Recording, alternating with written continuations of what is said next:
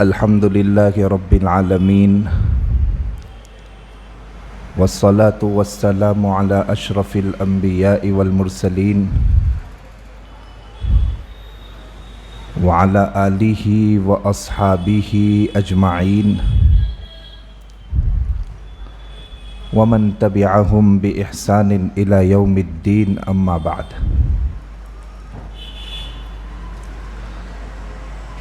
فاعوذ باللہ من الشیطان الرجیم، بسم اللہ الرحمن الرحیم۔ انا عرضنا الامانة على السماوات والارض والجبال فابین ان يحملنها واشفقن منها وحملها الانسان انه كان ظلوما جہولا۔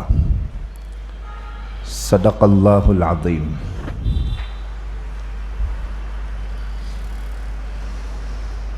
دوستو، بزرگوں،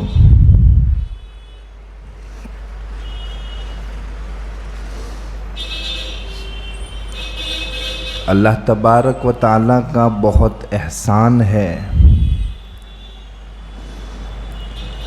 کہ اس نے ہمیں جب سے شعور عطا کیا ہے، جب سے ہم نے اپنی آنکھیں کھولی ہے تو ہم نے اسلام کے طریقے پر آنکھیں کھولی ہے، اسلام کے مذہب میں اور مذہب اسلام کے پیروکار ہونے کے حیثیت سے ہم کو اللہ تبارک و تعالیٰ نے پیدا فرمایا ہے۔ مذہب اسلام نے اخلاق پر بہت زیادہ زور دیا ہے، بلکہ نبی کریم صلی اللہ علیہ وسلم نے خود ارشاد فرمایا کہ بعثت لأتمم مکارم الاخلاق، کہ میری تو پیدائش ہی اس لیے ہوئی ہے، مجھے بھیجا ہی اس لیے گیا ہے کہ میں اخلاق کی تکمیل کروں، بہترین اخلاق کو دنیا میں پھیلا دوں اور پوری دنیا کو انسانیت کا سبق سکھا دوں، برے اخلاق سے لوگوں کو بچا لوں۔ میری تخلیق ہی اس لیے کی گئی ہے۔ چنانچہ نبی کریم صلی اللہ علیہ وسلم نے بحسن خوبی 23 سال کی زندگی میں اخلاق کو پھیلایا، انسان کو انسان ہونے کی نشاندہی کی اور اس کو انسانیت سکھلائی۔ اس میں سب سے اہم ترین چیز، سب سے بہترین اخلاق اور بہترین اخلاق میں سے ایک خلق ہمیں سکھایا، ایک اخلاق سکھایا، اور وہ ہے امانت داری کا اخلاق، کہ جس کی زندگی میں امانت داری آ جاتی ہے وہ حقیقت میں مومن کہلاتا ہے، اور جس کی زندگی میں امانت داری نہیں ہوتی وہ حقیقت میں مومن کہلانے کے لائق نہیں ہے۔ اللہ تعالیٰ نے قرآن کریم میں ارشاد فرمایا، ان اللہ یأمرکم ان تؤدوا الامانات الی اہلہا، کہ اللہ تبارک و تعالیٰ تمہیں حکم دے رہا ہے اس بات کا کہ جب تمہارے پاس کوئی امانت کے طور پر کوئی چیز رکھی جائے تو اس کو حقدار تک پہنچا دو، اور پھر آگے فرمایا کہ اللہ بہترین نصیحت کرنے والا ہے، اللہ تبارک و تعالیٰ تمہیں بڑی اچھی بات سمجھا رہا ہے، اور اللہ تعالیٰ سننے والا بھی ہے، دیکھنے والا بھی ہے۔ امانت کا عام مفہوم تو ہم یہی سمجھتے ہیں کہ بھائی کسی نے کوئی چیز بطور حفاظت کے آپ کے پاس کوئی رکھی ہو، اس کو حفاظت کے ساتھ رکھا جائے، اس کی برابر حفاظت کی جائے، پھر جب اس کو ضرورت پیش آئے اور وہ مانگے تو اس کو اسی انداز میں اکمل طریقے پر اس کو لوٹا دینا، اس کو امانت کہا جاتا ہے۔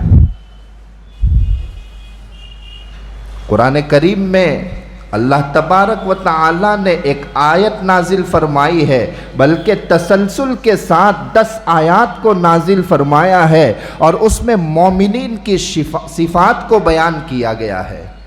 اللہ کے رسول صلی اللہ علیہ وسلم نے ارشاد فرمایا کہ انزل علی 10 آیات من اقامہن دخل الجنہ۔ ترمذی شریف کی یہ روایت ہے، اللہ کے رسول صلی اللہ علیہ وسلم خود ارشاد فرماتے ہیں کہ میرے اوپر اللہ تبارک و تعالی نے 10 آیات نازل فرمائی ہے، جو آدمی اس کا پابند ہو جائے گا، ان صفات کو اپنی زندگی میں لے آئے گا، وہ کامل مومن سمجھا جائے گا اور اس کو جنت عطا کی جائے گی، وہ جنت میں داخل ہو جائے گا۔ پھر اللہ کے رسول صلی اللہ علیہ وسلم نے وہ آیات پڑھی، قد افلح المؤمنون الذین هم فی صلاتهم خاشعون والذین هم عن اللغو معرضون والذین هم للزکاة فاعلون والذین هم لفروجهم حافظون الا علی ازواجهم او ما ملکت ایمانهم۔ اور آگے تک فرمایا، پھر کہا اولئک هم الوارثون الذین یرثون الفردوس ہم فیہا خالدون۔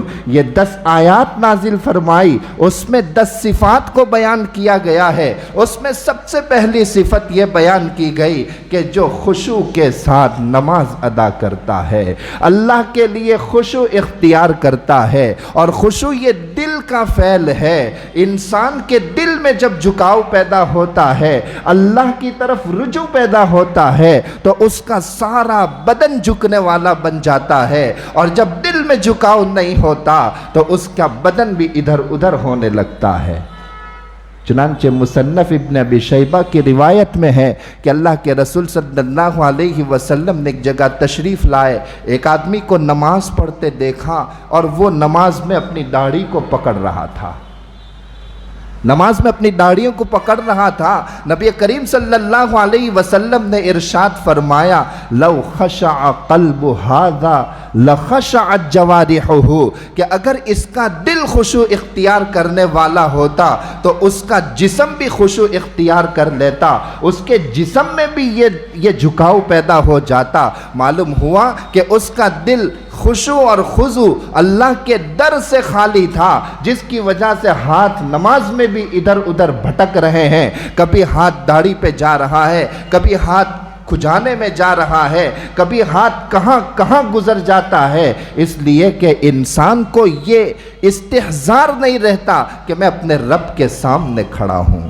تو مومن کی سب سے پہلی صفت تو یہ بیان کی کہ اس کے دل میں خشوع ہوتا ہے، جھکاؤ ہوتا ہے، اللہ کے سامنے رجوع کرنے والا ہوتا ہے، ہر موقع پر اللہ کو سامنے رکھنے والا ہوتا ہے۔ دوسری صفت بیان کی کہ وہ لغو بات نہیں کرتا، ادھر ادھر کی نہیں ہانکتا، بلکہ موقع کی بات کرتا ہے اور موقع پر بات کرتا ہے، بے تکی اور لایانی باتوں سے بچتا ہے۔ آگے اس کی صفت بیان کی کہ زکوٰۃ کا اگر مستحق ہو، یعنی اللہ نے اتنا مال و دولت دی ہے کہ اس کے اوپر زکوٰۃ فرض ہو چکی ہے، تو وہ زکوٰۃ کو بھی ادا کرتا ہے۔ انہی صفات میں ایک صفت یہ بیان کی کہ وہ امانت داری کا لحاظ رکھتا ہے، یعنی جب اس کے اوپر اس کے پاس کوئی امانت کی چیز رکھی جاتی ہے تو وہ امانت میں خیانت نہیں کرتا۔ آگے ان 10 صفات کو بیان کرنے کے بعد فرمایا کہ یہی تو حقیقت میں جنت الفردوس کے وارث ہے۔ اگر یہ 10 صفت کو اختیار کر لے گا کوئی انسان تو وہ جنت الفردوس میں اعلیٰ مقام نصیب پا لے گا۔ یہی وجہ ہے کہ حضرت ام عائشہ صدیقہ رضی اللہ تعالی عنہا سے جب کوئی پوچھتا تھا کہ نبی کریم صلی اللہ علیہ وسلم کے اخلاق کریمانہ کیا کیا تھے، ہمارے سامنے تھوڑا سا بیان کیجئے۔ اما عائشہ رضی اللہ تعالی عنہا سے 2 طرح کے جوابات اس کے بارے میں منقول ہے۔ بعض روایتوں میں ہے کہ اللہ کی محبوبہ، اللہ کے رسول صلی اللہ علیہ وسلم کی محبوبہ اما عائشہ رضی اللہ تعالی عنہا اس جواب میں فرماتی تھی، کان خلقہ القرآن، کہ میرے نبی کے تو سارے اخلاق قرآن ہے، قرآن میں جتنی باتوں کا اللہ تعالیٰ نے حکم دیا ہے وہ سب باتوں کو نبی کریم صلی اللہ علیہ وسلم پریکٹیکل میں کر کے دکھاتے تھے، اور جتنی باتوں سے روکا ہے نبی کریم صلی اللہ علیہ وسلم اس سے خود بھی رکتے تھے اور دوسروں کو بھی روکنے کی تلقین کرتے تھے، بچانے کی کوشش کرتے تھے۔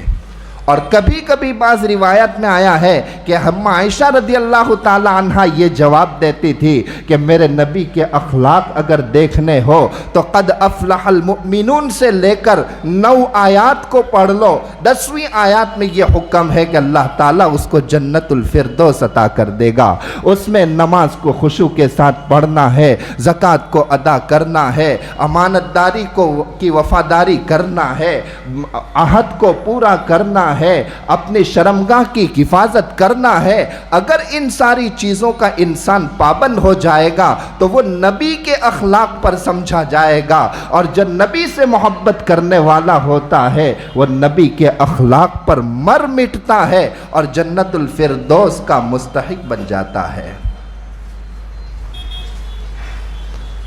ہم امانت داری کا تصور کریں۔ حضرت انس رضی اللہ تعالیٰ عنہ کی روایت میں ہے کہ انس رضی اللہ تعالیٰ عنہ فرماتے ہیں کہ کوئی خطبہ نبی کا ایسا نہیں ہوتا تھا کہ جس میں اللہ کے رسول صلی اللہ علیہ وسلم خطبہ دیتے تھے اور یہ جملہ نہ فرماتے ہو کہ لا ایمان لمن لا امانت لہ، کہ جس کے پاس امانت داری نہیں اس کا ایمان ہی نہیں۔ معلوم ہوا کہ امانت داری ایک بہت بڑی نعمت ہے جس کو اللہ تعالیٰ نصیب کر دے، اللہ تعالیٰ عطا کر دے۔ یہ حضرت انس رضی اللہ تعالیٰ عنہ کی شہادت ہے۔ اللہ کے رسول صلی اللہ علیہ وسلم نے خود ارشاد فرمایا اضمنوا لی ستن ازمن لہ الجنہ، کہ تم مجھے 6 چیزوں کی گواہی دے دو، 6 چیزوں کی گارنٹی دے دو۔ اگر تم مجھے 6 چیزوں کی گارنٹی دے دو گے میں تمہیں جنت کی گارنٹی اور سرٹیفکیٹ دیتا ہوں۔ اس میں ایک بات اللہ کے رسول صلی اللہ علیہ وسلم نے ارشاد فرمائی کہ جو انسان امانت داری کا خیال کرتا ہے اس کو میں جنت کا وعدہ کرتا ہوں۔ ہم امانت داری کا مفہوم صرف اتنا سمجھتے ہیں کہ کوئی انسان ہمارے پاس امانت کے طور پر کوئی چیز رکھ جائے، کوئی پیسہ رکھ لے، کوئی کپڑا رکھ لے، کوئی دوسری امانت رکھ دے اور کہے کہ میں سفر پہ جا رہا ہوں، جب واپس آؤں گا تو آپ کے پاس سے لے لوں گا۔ ہم اس کو حفاظت سے رکھتے ہیں اور اس کے بعد جب وہ سفر سے واپس آتا ہے یا کسی کام سے واپس آتا ہے، واپس ہم اس کو اس کی امانت جیسی اس نے رکھی تھی ہمارے پاس اس کو لوٹا دیتے ہیں۔ ہم صرف اتنا ہی مفہوم امانت داری کا سمجھتے ہیں، حالانکہ قرآن اور حدیث کا مطالعہ کیا جائے تو اندازہ لگتا ہے کہ امانت داری کا مفہوم صرف اتنا نہیں ہے۔ یقیناً یہ بھی امانت داری ہے لیکن امانت داری کا مفہوم اس سے کہیں زیادہ آگے ہیں۔ اللہ تبارک و تعالی قرآن کریم میں فرماتے ہیں اِنَّا عَرَضْنَا الْأَمَانَةَ عَلَى السَّمَاوَاتِ وَالْأَرْضِ فَأَبَيْنَ أَن يَحْمِلْنَهَا وَأَشْفَقْنَ مِنْهَا وَحَمَلَهَا الْإِنسَانُ إِنَّهُ كَانَ ظَلُومًا جَهُولًا، کہ ہم نے یہ امانت کو پہلے آسمان کو سپرد کرنے کا ارادہ کیا، زمین کو سپرد کرنے کا ارادہ کیا، پہاڑوں کو دینے کا ارادہ کیا، سب ڈر گئے، کسی نے لینے کی ہمت نہیں کی، سب نے منع کر دیا، معذرت کر دی کہ اللہ ہم اس امانت کو نہیں اٹھا سکتے۔ پھر ہم نے آدم کو پیدا کیا اور انسان کے سامنے اس امانت کو رکھا، انسان نے اس کو قبول کر لیا۔ پھر آگے اللہ تعالیٰ فرماتے ہیں کہ انسان تو اپنے اوپر ظلم کرنے والا ہے اور بالکل جاہل نکلا ہے، اس لیے کہ امانت یعنی پوری شریعت کو یہاں قرآن کریم کی آیت کریمہ میں امانت سے تعبیر کیا گیا۔ پوری شریعت 2 چیزوں پر ہوتی ہے، ایک حقوق اللہ ہوتے ہیں اور ایک حقوق العباد ہوتے ہیں، یہ سب امانت میں داخل ہے۔ ہم نماز اگر نہیں پڑھ رہے ہیں تو نماز کے ساتھ خیانت کر رہے ہیں، امانت سے کام نہیں لے رہے ہیں۔ ہم اگر روزے کو چھوڑ رہے ہیں، رمضان المبارک کے فرض روزوں کو، تو ہم رمضان کے ساتھ خیانت کا معاملہ کر رہے ہیں۔ اگر ہمارے اوپر زکوٰۃ واجب ہے اور ہم اگر زکوٰۃ نہیں دے رہے ہیں تو ہم ہم زکوٰۃ اور غریبوں کے ساتھ خیانت کا معاملہ کر رہے ہیں۔ اللہ نے ہمارے اوپر حج فرض کر دی ہے اور حج کی ادائیگی میں ہم تال مٹول کرتے ہیں، ہم حج کی ادائیگی کے ساتھ خیانت کر رہے ہیں۔ کتنے ایسے معاملات ہیں، جتنے فرائض ہیں، اگر اس کی کوتاہی ہوگی تو یہ امانت میں خیانت ہوگی اور یہ اللہ تعالیٰ کے ساتھ خیانت ہوگی۔ اسی طرح انسان ایک دوسرے کے ساتھ وابستہ ہوتا ہے، کوئی باپ کی حیثیت رکھتا ہے، کوئی ماں کی حیثیت رکھتی ہے، کوئی بھائی کی حیثیت رکھتا ہے، بھائی کے اوپر دوسرے بھائی کے حقوق ہے، اگر وہ ادا نہیں کرتا ہے تو بھائی کے حقوق میں خیانت کر رہا ہے۔ اگر باپ بیٹوں کی پرورش صحیح نہیں کر پاتا ہے تو باپ خیانت کر رہا ہے اپنی اولاد کے ساتھ۔ اگر اولاد باپ کی نافرمان بن کے بیٹھی ہے تو اولاد اپنے والدین کی خیانت کر رہی ہے۔ پڑوس میں ہم ایک دوسرے کے ساتھ رہتے ہیں، ایک پڑوسی دوسرے پڑوسی کو اگر گالی دے رہا ہے تو دوسرے پڑوسی کے ساتھ خیانت کا معاملہ کر رہا ہے۔ یہ میں نہیں کہہ رہا، قرآن سمجھا رہا ہے، حدیث شریف میں یہ بات سمجھائی گئی ہے، بخاری شریف کی روایت ہے، کلکم راعن وکلکم مسئول عن رعیتہ، تم میں سے ہر ایک کو اللہ تبارک و تعالیٰ نے ایک ذمہ داری دی ہے اور اس کو کل قیامت کے دن اس ذمہ داری کے بارے میں سوال کیا جائے گا۔ ماں کو یہ ذمہ داری دی ہے کہ بیٹوں کی پرورش کرے، باپ کو یہ ذمہ داری دی ہے کہ بیٹوں کی رکھوالی کرے، بیٹوں کو یہ ذمہ داری ہے کہ ماں باپ کے خیال رکھے، پڑوسی کو یہ ذمہ داری دی گئی ہے کہ اپنے پڑوسیوں کا خیال رکھے، بیوی کو یہ ذمہ داری دی ہے کہ شوہر کے گھر کا خیال رکھے، اس کی عزت اور ناموس کی حفاظت کرے، شوہر کو یہ ذمہ داری دی ہے کہ تیری وجہ سے دوسرے گھر سے تیرے گھر آنے والی تیری بیوی کا خیال رکھے، اس کے ساتھ حسن سلوک کا معاملہ کرے۔ سب کو ایک ایک ذمہ داری دی ہے، یہاں تک کہ ہمارے گھر میں جو نوکر کام کرتا ہے، جو خادم ہوتا ہے، اس کی بھی ذمہ داری ہے کہ وہ اپنی نوکری میں کوتاہی نہ کرے۔ کوئی کسی جگہ جاب کر رہا ہے، اس کی بھی یہ ذمہ داری ہے کہ وہ جاب میں کمی بیشی نہ کرے۔ کوئی کسی آفس میں کام کر رہا ہے، اس کو بھی یہ ذمہ داری شریعت دے رہی ہے کہ اس میں تم دھوکہ بازی سے کام نہیں کر سکتے۔ ہر انسان کو ایک دوسرے کی ذمہ داری دی ہے اور اسی ذمہ داری کو قرآن اور حدیث امانت داری سے تعبیر کرتا ہے، اور جس انسان کے اندر امانت داری آ جاتی ہے وہ انسان حقیقت میں مومن ہوتا ہے۔ قرآن کریم اس بات کی طرف اشارہ کرتا ہے، قد افلح المؤمنون، کہ وہ مومن کامیاب ہو گیا جس کے اندر امانت داری کا لحاظ ہو، جس کے اندر امانت داری کو پورا کرنے کا ایک جذبہ ہو، ایک طاقت ہو، وہی امانت دار ہو سکتا ہے۔ جب انسان امانت دار ہو جاتا ہے اس کی زندگی میں برکتیں آ جاتی ہے، اس کو اللہ تعالیٰ سے محبتیں ہو جاتی ہے، اس کی زندگی میں ایک عجیب رونق پیدا ہو جاتی ہے۔ عمر فاروق رضی اللہ تعالیٰ عنہ کا زمانہ تھا، آپ امیر المؤمنین ہے، مغرب کے وقت بھی حکومت کے کام میں مشغول ہے، اپنے گھر میں ایک چراغ جلائے ہوئے حکومت کے کچھ کاغذات وغیرہ پڑھ رہے ہیں۔ اسی وقت امیر المؤمنین کے گھر پر علی مرتضی رضی اللہ تعالی عنہ پہنچتے ہیں، دروازہ کھٹکھٹاتے ہیں، پوچھتے ہیں عمر رضی اللہ تعالی عنہ کون ہو؟ حضرت علی فرماتے کہ میں علی ہوں۔ پوچھتے ہیں اپنے کام کی وجہ سے آئے ہو یا امت کے کام کی وجہ سے، یعنی کسی حکومت کی کام کی وجہ سے آئے ہو؟ کہا اپنی ذات کے کام کے لیے آیا ہوں۔ حضرت عمر رضی اللہ تعالی عنہ نے دروازہ کھولا اور اس کے ساتھ فوراً چراغ کو گل کر دیا، بند کر دیا، بجھا دیا۔ حضرت علی حیران ہو گئے کہ ابھی تک چراغ جل رہا تھا، اس میں حضرت عمر کچھ کاغذات پڑھ رہے تھے، میں جیسے ہی داخل ہوا اپنے چراغ کو گل کر دیا، آخر کیا وجہ ہوئی؟ حضرت علی رضی اللہ تعالی عنہ نے پوچھا کہ اس کی کیا وجہ ہے؟ فرمایا کہ اس کے اندر جو تیل جل رہا ہے وہ بیت المال کے پیسے سے آیا ہے، اور بیت المال اور حکومت کا پیسہ میں اپنی ذات کے لیے خرچ نہیں کر سکتا، بلکہ وہ تو صرف اور صرف حکومت کے کام میں آ سکتا ہے۔ میں ابھی تک حکومت کے کام میں لگا ہوا تھا تو چراغ جلا رہا تھا، اب تم میرے پاس آئے اپنی ذات کے مشورے کے لیے، میں اس وقت حکومت کے پیسوں سے لیے ہوئے تیل کو میں استعمال نہیں کر سکتا ہوں۔ इतनी ज़्यादा अमानत का उनकी ज़िंदगी में लिहाज था। एक ज़माना यकीनन ऐसा था कि मुसलमान अमानतदार हुआ करता था। कोई इंसान जब किसी जगह सफ़र करता था, और उस ज़माने का सफ़र तो कितना ख़तरनाक हुआ करता था, जंगलों का सफ़र होता था, घोड़े पर बैठ के सफ़र होता था, ऊँटों पे बैठ के सफ़र होता था।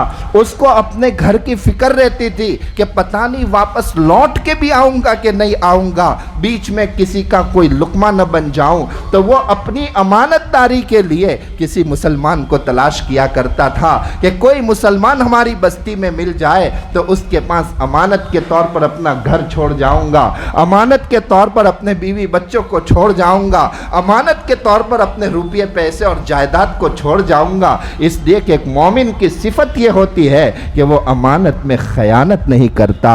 लेकिन आज माहौल बिल्कुल तब्दील हो गया, इसलिए कि हमने अपनी मोमिनाना शान को ख़त्म कर दिया।